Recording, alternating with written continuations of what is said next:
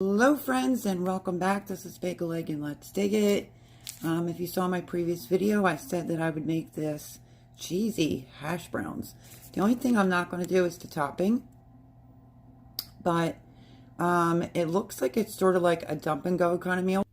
So anyway, sorry, there was an alarm that was going off. So this is just shredded hash browns. And we basically just need 1 pack of the potatoes, 1 can of cream of chicken soup, 2 cups of shredded cheddar cheese, 3/4 cups of sour cream, 1/4 cup of chopped onion. That's the only thing I don't have out. 1/4 cup of melted butter or margarine. And it's basically just saying to heat the oven to 350, which I have the oven on now. Spray a 2-quart glass baking dish with non-stick cooking spray. I did do that. And it's just saying in a large bowl, combine all the ingredients, mix well, and spread into the prepared baking dish. And then it says in a small bowl, stir together the topping. Bake it for 45 minutes. Now the topping, I don't have it. It's 1.5 cups of cornflakes, coarsely crushed, and I can't stand cornflakes anyway, with 2 tablespoons of butter melted. So I'm not going to do the topping, but we are going to make that right there, which is a cheesy hash brown casserole. So what I've done, that is what I'm making tonight, which is a savory brown sugar dry rubbed pork loin fillet. There's the baking dish I'm going to use. So I started pretty much, all I did was open the can of cream of chicken. That's the size can that you would need right there, which is a 10.5 ounce. So I almost forgot to turn the camera on. So there's the soup. That's done and out of the way. Let me move. Good point. Okay. Let's see. 2 cups of shredded cheddar cheese. All right, 3/4 cups of sour cream. Let's get that. If you know, I love a dollop of daisy. If I'm not making my own homemade, I will usually grab this brand specifically. Okay, let me get a spoon and fill up the measuring cup, which is 3/4. So let's do this. It is 3:03 here now, so I figured I might as well get started making it and get it in the oven. Well, I have to get the pork in the oven, and then I figured I might as well get this going. My chickens have been so loud today. So if you hear anything in the background, it's exactly what it is. It's the chickens. Okay. So I'm going to dump in the 3/4 of sour cream. Come off the spoon. Okay. Now I know I have a piece of onion in the fridge. I just don't have it cut up. Let's see how much they want. 1/4 cup of chopped onion and 1/4 cup of butter and margarine melted. So I have butter right here. I'm just going to put it in a microwavable bowl. And we're going to pop that right into the microwave. Just to melt it. So we'll try 20 first. And get that going. And then let me get out that piece of onion.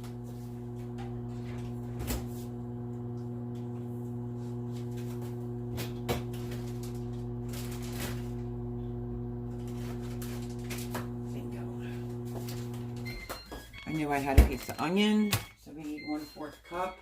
And this is not done, melted yet. I just want to watch it so it doesn't make a mess in the microwave.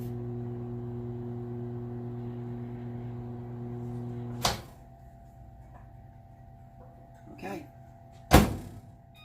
Butter is done and melted right there.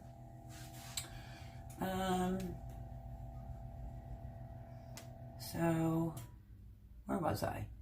1/4 cup of chopped onions. Let me get a little tiny cutting board, and we will get the onion chopped up fairly quickly. I was wondering why I had out a 1/4. Now I know why. Because we need 1/4 onion. So I don't like really big pieces of onions, so I'm going to try to cut this as small as I can.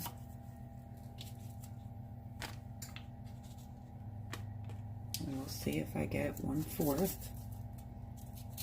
I like onion, I just don't like big chunks of onions in my food. Unless it's on a hot dog. Then I like it. Anyway, if you're new here, maybe think about subscribing. It will literally cost you nothing. And I would love to have you. I do recipes, cooking, these affordable meals, gardening, canning. Right now where I'm staying, they are like having me make different oatmeal bakes every week. So let's see if I can not get it all over the counter would be good. So we need 1/4. But how can you go wrong with some extra onion, especially with potatoes, right?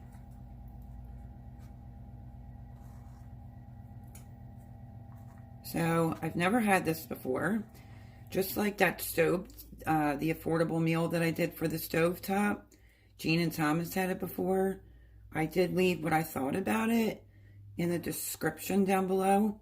I'm just not a huge stovetop fan, so I thought it was okay. So there's our 1/4 of onion. I'm going to toss that in the bowl. And the rest of this onion I will put back into the baggie. And we'll use it for something else, I'm sure. The onions that I have are enormous onions. Okay, let me grab this bag again and let me see if I added everything. Let's put the butter in, and we need 2 cups. Okay, so I'm going to spin you this way. Let's put the melted butter in. Just gonna let this drip for a minute. Waste not, want not. Okay. And now I need 2 cups of cheese. It says cheddar cheese.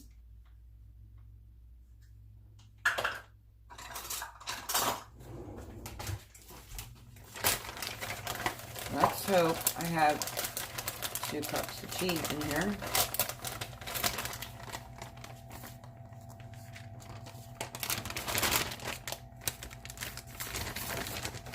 Oh yeah, I do. Okay, so let's just dump the rest of that in there. I'm just using finely shredded cheddar and Monterey Jack. It says to use just shredded cheddar cheese. Okay. And then what else? Do we have to add anything else? I think the potatoes, and we are good. And I think I want to mix this up first. So this seems to be like something that's a little bit more up my alley because I love anything that has potatoes in it. And I want to use a different spoon to mix this.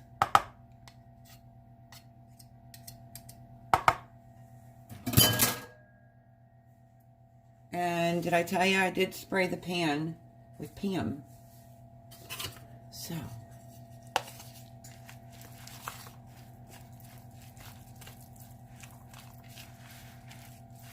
just going to give it a light mix, and then we're going to go in with the potatoes, and then I'll thoroughly mix it. If If you have cornflakes handy, that's great. You can do the topping, which is just cornflakes and I think 2 tablespoons of butter. Try to have them all out of here. Let me look in the bag. You can also do this with your own potatoes. This just so happened to be a bag that was in the freezer that wanted to get used up. And I'm cooking, obviously, tonight for dinner, so I want something different. So why not? Let's try this. I'm sure you could probably crumble some, maybe crackers with 2 tablespoons of butter on the top. But this recipe, I'm just being honest, it says cornflakes. And I don't ever buy cornflakes. And it looks like my pan might be a little bit big.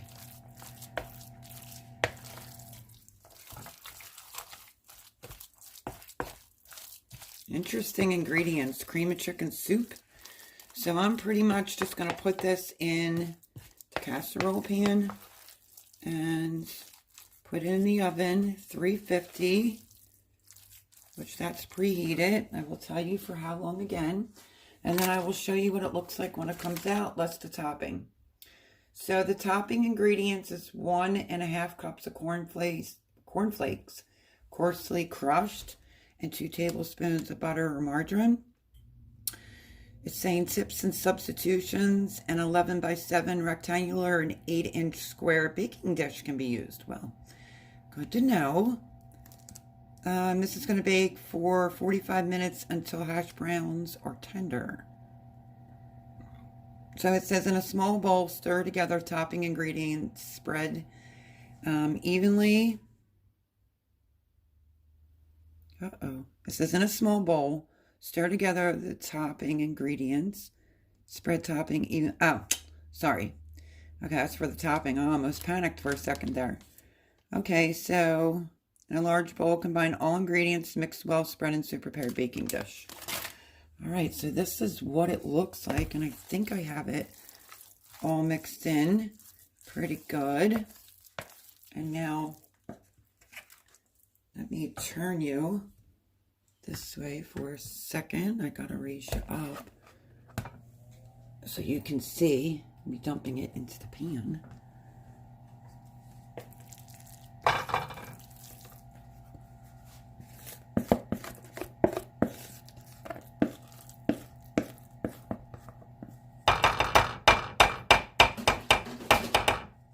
Sticking to that. Spatula back. It's not a lot of dishes to wash, so that's also a plus to these types of affordable meals. I hope this is a good one. So, we have to spread this out. I definitely probably could have used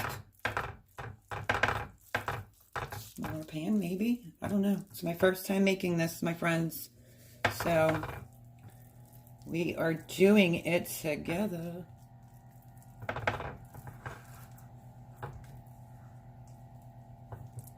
Just trying to make it even as possible. Don't want it real thick in the middle and then thinner on the ends. So, just do your best. Do your best. And it's for Thomas and Jean. Noisy, because I have to get it off the spoon. Okay, so there it is. It's going in the oven on 350 for 45 minutes. Yes, 45 minutes. Looks yummy and delicious. In the meantime, I'm going to cut open my pork. And I'm going to put that in a separate pan. I'm going to put these both in the oven at the same time. In case you've never had this before, this is by Hatfield. All these different flavors are so good. So I'm going to open this, pop it in the oven, and pop that in the oven at the same time. And yeah, I will bring you back when it's done. I'm sorry, in case anybody wants to know how to make these pork loins, mine happens to be a dry rubbed pork loin filet, savory butter, brown sugar. I just put it in a pan, any pan will do, and I just did 1/4 a cup of some extra brown sugar on there, and 1 cup of water, and it's going in the oven, 350, for like 45 minutes, and it'll come out really, really good. It's 20 grams of protein. You can catch pretty good sales on this. It tastes great in the oven. Let me see if it, no hormones. Pork raised with no added hormones or steroids for growth. Pork raised without growth. And then let's see. What does it say? Okay, so this is 350. That's okay. Yeah, 35 to 40 minutes. So they have these in all types of flavors, and if you keep your eye out for the supermarket sales, you can get like sometimes 2 for $5, or sometimes, I don't know, it's inflation, so maybe 2 for $8 right now. So worth having in your freezer for something quick. And yeah, I still have this sitting here. I cut it into squares. I wanted it to thoroughly cool. I also have to put that away. But back to the pork loin. This is brown sugar. Let me see if I can show you the spice. If you want extra, this Grill Mates brown sugar bourbon is so good. So I'm just gonna, I like to add a little extra seasoning to mine. But the Italian one that they have is really, really good. These things are so easy to make. So basically there's a dry rub of brown sugar on it. That's about it. And I just did some bourbon brown sugar seasoning. And 1/4 cup of brown sugar, 1 cup of water, that's going in. I just thought maybe I should let you know in case anybody wants to know how to make these pork loins. Super duper easy. So, okay. Pork loins going in. Let me clean up my mess. And I'm going to put the potato cheese casserole. Right? It's cheesy hash brown casserole. All right. I will bring you back when things are done. So real quick, friends, if you saw my previous video, I only just put the pork in. I still have to put the cheesy hash brown casserole in the oven. But if you saw my previous video, I was roasting some meat squash. Turned out great. Look at that color. And I didn't measure if there's like 2 cups in here or not. But I got 4 of these quart-sized baggies. This one I'm leaving in the refrigerator so I can make some pumpkin muffins, most likely. And the other ones went into the freezer. So look at that glorious color. If you did not see that video, go back and take a look. I highly recommend it. Growing some meat squash. It stores great in storage. Kid you not. I harvested it, I think, August or September. And I just did it today. We're in May. So, and it roasted really nicely in the oven. And now I'm going to use this for either, I don't know, maybe bread or muffins. Most likely some muffins. So, just wanted to show you this from the previous. Everyone, that's what it looks like coming out of the oven. All done. I let that rest. And when I cut into it, I will show you what that looks like. Okay, so we're going to eat outside. So, brought this outside. We'll have to see how it is.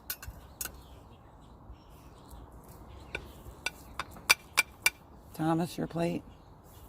Let's see how this comes out. I greased it. Oh, look at that goodness.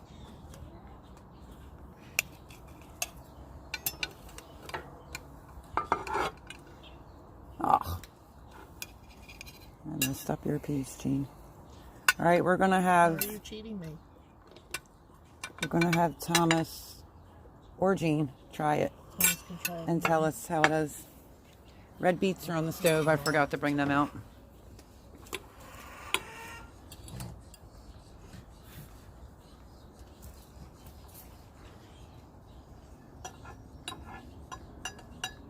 It's good. You like it? Yeah. Mikey likes it. All right, hold on. We'll wait for Jean to try it.